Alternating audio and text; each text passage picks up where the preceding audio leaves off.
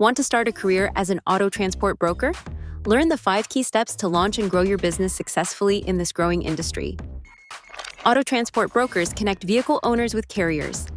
You manage logistics without physically moving vehicles, acting as the middleman for smooth transactions. Register your business and obtain a Motor Carrier Authority (MC) number from the FMCSA. You must also get a surety bond or trust fund to protect clients. Develop a reliable network of licensed and insured carriers. This network ensures you can match clients to trustworthy transport providers.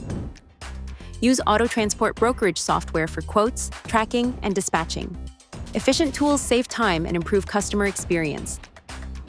Promote your services through a professional website, SEO, and social media. Build trust with reviews and clear communication.